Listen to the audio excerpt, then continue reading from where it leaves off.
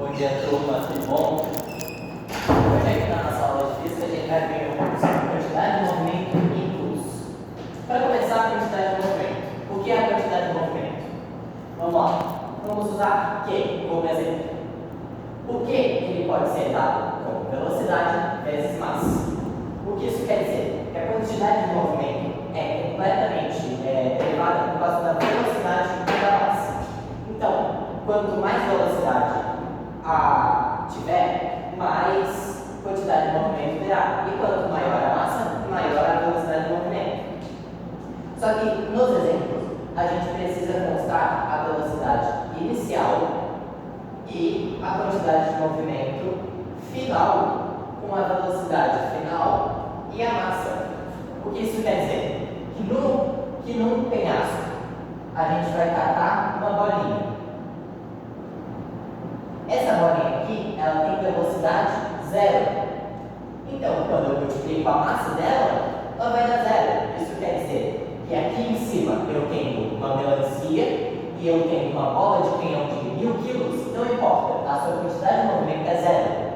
Mas quando ela cai lá embaixo, ela quase toca no chão, ela vai ter uma velocidade final máxima e a massa sim vai importar, por causa da gravidade e todos os afins, tendo uma quantidade de movimento.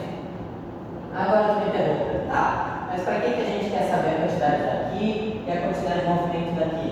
Então, para ter o impulso. O que é o impulso? O impulso pode ser dado por duas formas. I igual a quantidade de movimento final menos a quantidade de movimento inicial. O que isso quer dizer? Que o impulso que a gente tem daqui até aqui é a mesma quantidade que a quantidade de movimento final. Por quê? Se a quantidade de movimento é inicial, quando a gente diminui, a gente vai ter a quantidade de movimento final, dando o impulso igual a quantidade de movimento final. Mas outra fórmula que a gente pode usar é impulso igual a velocidade final menos massa vezes velocidade inicial menos m. Desculpa, turma, vezes aqui, menos aqui, vezes aqui e massa, certo? Essa é uma outra forma, senão... Por exemplo, aqui na vida real, que exemplo você poderia dar agora? Um exemplo de impulso? Vamos lá. Usando o mesmo exemplo do penhasco, colado, atrasado, pode se sentar. Usando o mesmo exemplo do penhasco. Se eu tenho uma bolinha aqui, certo?